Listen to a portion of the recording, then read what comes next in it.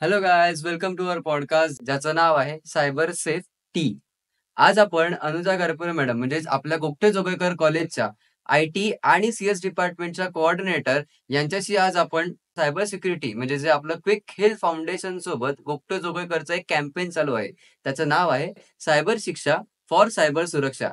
हे कॅम्पेन गेल्या वर्षीपासून रत्नागिरीमध्ये चालू आहे. त्याच संदर्भात काही गप्पा मारलेल्या आहेत. त्या गप्पा थोड्याशा कॅज्युअल आहेत आणि इन्फॉर्मेटिव्ह आहेत, ज्या तुम्हाला नक्कीच कळतील, ज्याची काय म्हणतात गंभीरताही तुमच्या लक्षात येईल आणि आपलं काम जे आपण करतोय तेही लक्षात येईल.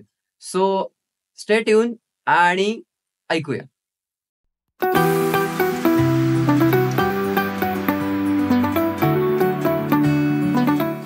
गोगटे जोगळेकर कॉलेजच्या IT आणि CS विभागाच्या coordinator professor Anuja Gharpure madam. तर मॅडम, आज आपला हा पहिला पॉडकास्ट आहे. तर पहिल्या पॉडकास्टचा तुम्ही गेस्ट आहात आणि प्लस तुम्हाला लास्ट इयरचा अनुभवही आहे. तर मला असा पहिला प्रश्न तुम्हाला विचारायचा होता, की गेल्या वर्षी जे कॅम्पेन आपल्याकडे चालू झालेलं आहे, सायबर शिक्षा फॉर सायबर सुरक्षा. तर त्या कॅम्पेनची ओळख तुम्हाला कोणी करून दिली किंवा कशी झाली? अ, ही ओळख आम्हाला झाली दुधीकर सरांकडून. ज्युनियर कॉलेजचा आपला एक विद्यार्थी क्विक हिल फाउंडेशन मध्ये काम करतोय. तर त्याची स्वतःची मनापासून इच्छा होती की आपल्या कॉलेजमध्ये हा कार्यक्रम व्हावा.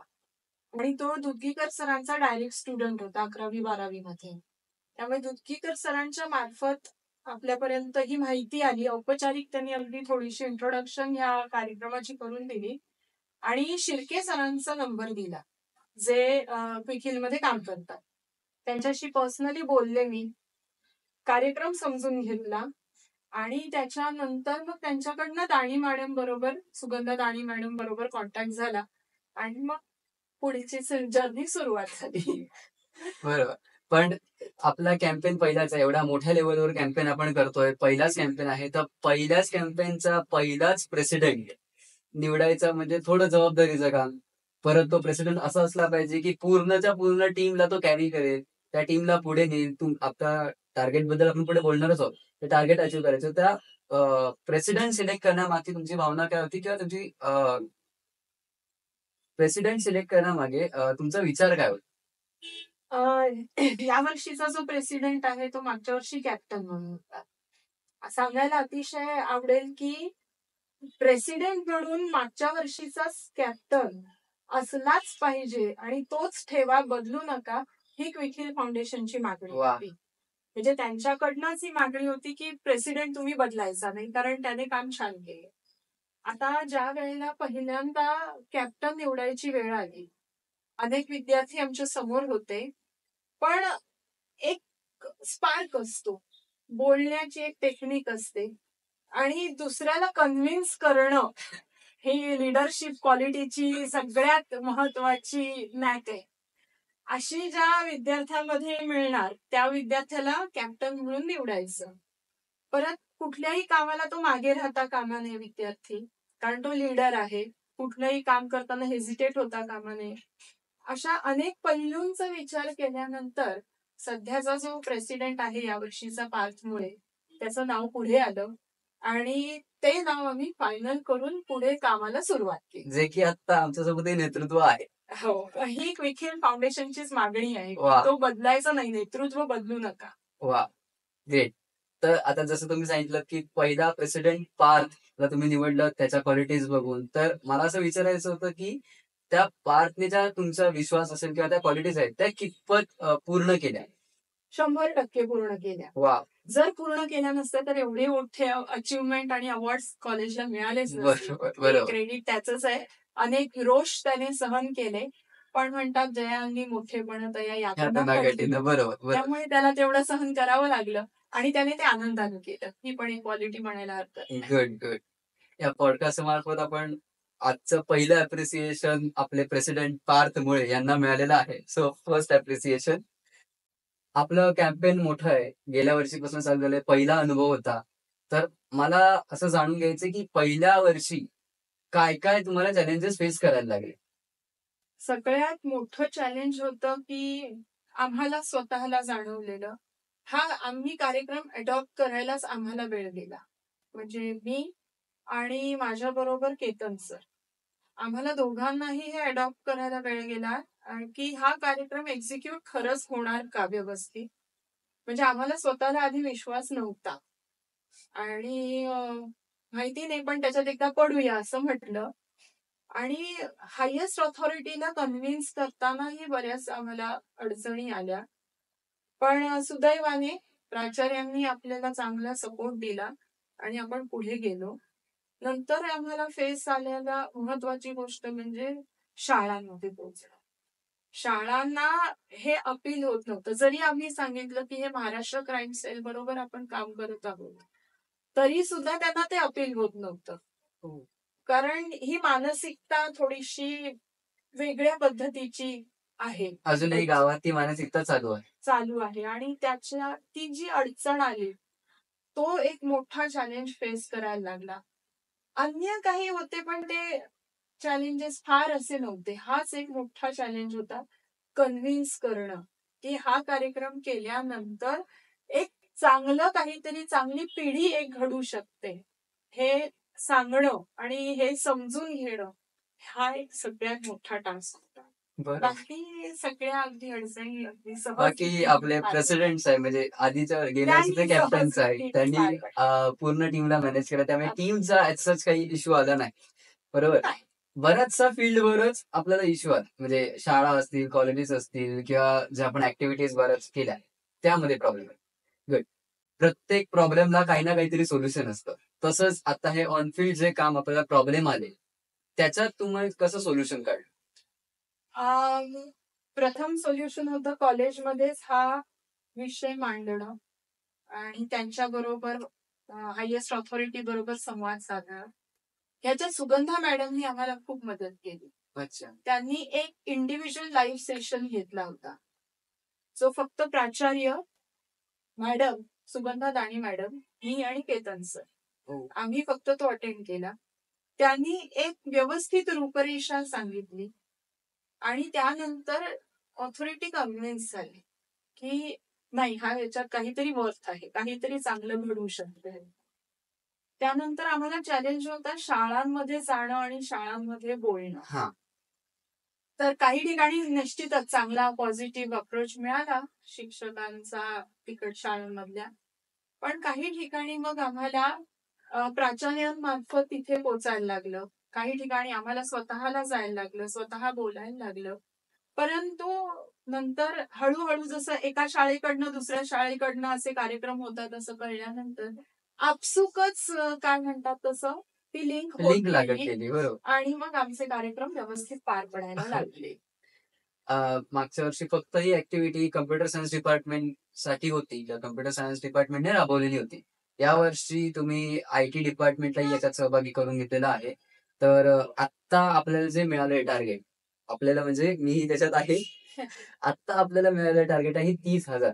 पण आपण जेव्हा नवीन होतो या कॅम्पेन मध्ये, तेव्हा 20,000चं टार्गेट मिळालेलं होतं आपल्याला. तर ते अचीव्ह होईल का नाही, किंवा कसं होईल, यावर तुम्हाला काय वाटत होतं, होईल का नाही? जेव्हा पहिल्यांदा केतन सरांनी मला सांगितलं होतं ऑगस्ट महिन्यात की आपल्याला 20,000चं टार्गेट आलंय, तर पहिली रिॲक्शन माझी होती इम्पॉसिबल, होणारच नाही. आम्ही असं ठरवलं की नाही, जेवढे होईल तेवढे करूया. 20,000 नाही तर नाही, जेवढे होईल तिथपर्यंत आपण पुढे जाऊया आणि मुलांना पुढे नेऊया, जितकं शक्य होईल तितके मुलांना आपण पुढे नेत जाऊया. पण माहिती नाही का, कदाचित तो लीडरचा इफेक्ट असेल, टीमचं एक एन्थुझियाझम होतं. आपण 20,000च्या पुढेच गेलो आणि कसे गेलो हे आम्हालाही नंतर कळलं नाही. आणि अचानक सरांनी येऊन सांगितलं आपण 20,000चं टार्गेट पूर्ण करून आपण त्याच्या पुढे गेलेलो आहोत. हे फारच विलक्षण गोष्ट होती आमच्या दृष्टीने. म्हणजे आपण आधी पकडत होतो की 20,000 काय, माझे 12 ते 13,000 सुद्धा होणार नाही, पण झाले 22,000. माझ्या डेटानुसार झाले 22,000. गेल्या वर्षीपासनं आम्ही बघतोय की CS डिपार्टमेंट काय करतंय किंवा काय कॅम्पेन चालू आहे. आमच्या डिपार्टमेंटमध्ये सुद्धा आलेले माहितीदार आलेले, सेशन घ्यायला आलेले, तेव्हा मला वाटलं की नाही यार, आपल्याला पण या कॅम्पेन मध्ये जायचं होतं. काही कारणास्तव नाही झालं ते, पण यावर्षी मला किंवा आमच्या पूर्ण आयटीच्या टीमला याच्यात इन्क्लूड केल्यामुळे आम्ही आता एक क्विक हिल फाउंडेशनने स्थापन केलेली सायबर वॉरियर क्लब म्हणून एक काम करतोय. तर आता येऊया आत्ताच्या विषयाकडे, आत्ताच्या टार्गेट्सकडे आणि आत्ताच्या आकड्यांकडे. तर 20,000 टार्गेट आपण कम्प्लीट केलं. त्याच एन्थुसियाझमने किंवा त्यापेक्षा जास्त एनर्जीने आज आपण काम करतोय. मला तुम्हाला सांगायला आवडेल की आपलं पहिल्याच आठवड्यामध्ये 7,000चं टार्गेट क्रॉस झालेलं आहे. थँक्यू. तर 7,000चं टार्गेट आपण प्रेझेंटेशनने कव्हर केलेलं आहे. तसंच आपण 2-3 इम्पॅक्ट ऍक्टिव्हिटी केलेल्या आहेत. मास ऍक्टिव्हिटी एक आपली झालेली आहे. त्यात बरेचसे लोक जे सामान्य नागरिक आहेत, अदर दॅन स्टुडंट्स, तेही यात सहभागी होते. जसं आपण आषाढी एकादशीला वारीमध्ये एक ऍक्टिव्हिटी दाखवली, एक ऍक्टिव्हिटी केली, सायबर सुरक्षित वारी म्हणून. तर त्याचंही तुम्ही आमचं सोशल मीडिया हँडलवर बघू शकता. सोशल मीडियाची हँडल खाली डिस्क्रिप्शन बॉक्समध्ये तुम्हाला दिलेली असते. तर येऊया पुढच्या प्रश्नाकडे. आत्ताचं जे 30,000चं टार्गेट आहे, तर त्यासाठी आम्ही जे प्रयत्न करतोय ते तुम्ही बघताच आहे, तुम्ही मार्किंग करतच आहात. प्लस अजून आम्ही काय केलं पाहिजे किंवा आमच्या किंवा ऑडियन्सना माहिती मिळण्यासाठी आम्ही अजून काय केलं पाहिजे?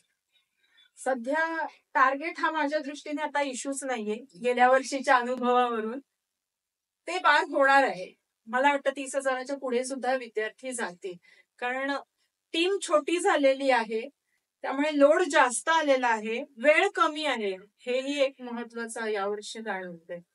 मागच्या वर्षी 40 जणांची टीम होती, यावेळेला 20 जणांची टीम आहे आणि टार्गेट जास्त आहे. पण अचानक विद्यार्थ्यांना कुठून जोश येतो माहिती नाही, या ऍक्टिव्हिटी सुरू करतात. ते काय म्हणतात ना, क्विक हिलने एक आम्हाला एनर्जी देऊन पाठवलेली आहे.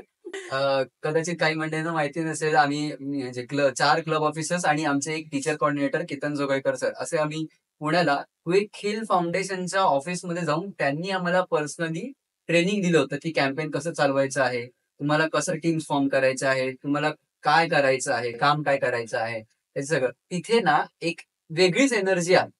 म्हणजे जसं आपण कॉलेजमध्ये एका कार्यक्रमात बघतो ना की मोटिवेशनल स्पीकर कोणी आले, तर त्यांची जी एनर्जी असते तेवढीच किंवा त्याच्यापेक्षा दुप्पट एनर्जी तिथे होती. तिथे आम्हाला गाईड करणारे अजय शिर्के सर म्हणून होते. त्यांनी आम्हाला खूप मोटिवेट नाही, इन्स्पायर्ड केलं. मोटिवेट काय असतं किंवा इन्स्पायर्ड काय असतं याच्यामधला फरक सांगून इन्स्पायर्ड केलं, जे परमनंट तुमच्या जवळ असणार. तर त्या इन्स्पिरेशन मधून कदाचित आम्ही अजून काम करण्यासाठी एक्साइट होतो, असं म्हणता मला येईल. वाटतं तू विचारलेल्या प्रश्नाचं उत्तर तूच देऊन टाक. बरोबर. म्हणजे एनर्जी कुठून येते, बेसिकली तो सोर्स कळला. तर आपण खूप म्हणजे असा इंटरेस्टिंग आणि खूप सारा कंटेंट आपण लोकांना दिला आहे.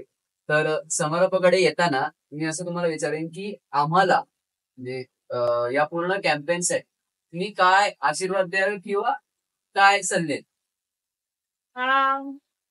सगळ्यात महत्वाचं म्हणजे प्लॅन बी तयार केला. बऱ्याच अशा ऍक्टिव्हिटी होतात, करायच्या एक एनर्जी असते, प्रत्येक वेळेला प्रत्येकाची साथ मिळते असं नाही. तरी सुद्धा कुठेही खचून न जाता काय लेआउट काढून आपण पुढे जाऊ शकतो याचा नीट विचार करा. मागच्या वर्षीही हेच केलं, त्यामुळेच असेल की आपल्याला कॉलेजला एक चांगला मीडिया आउटरीचचा बेस्ट कॉलेज मधनं अवॉर्ड मिळालेला आहे. मुलांनी एनर्जी डाऊन करू नये. आपण एक काहीतरी समाजाला देणं हवं, ते देणं आपण देतोय, ते सातत्याने मनात ठेवावं. त्या सर्व कॅम्पेनसाठी सर्व सायबर वॉरियर्सना शुभेच्छा आणि आशीर्वाद. Thank you madam. आज आपल्या पहिल्या पॉडकास्ट तुम्ही पहिल्या गेस्ट आहात. तर त्याबद्दल आमचा सर्व कॅम्पेन ग्रुप किंवा आमचा क्लब ऑफिसर्स आणि आमच्या पूर्ण टीम कडून मी तुम्हाला धन्यवाद देतो. तुम्ही आज इथे आलात, आम्हाला आमच्यासोबत पॉडकास्ट केलात, गप्पा मारल्यात छान. टेक्निकल म्हणजे जे सर्वसामान्य लोकांनाही समजेल आपला कॅम्पेन काय आहे, त्याचा इम्पॉर्टन्स काय आहे, त्या भाषेत आपण आज चर्चा केली. तर त्याबद्दल मी, आमचे क्लब ऑफिसर्स आणि आमची सर्व टीम यांच्याकडनं तुम्हाला धन्यवाद. थँक्यू.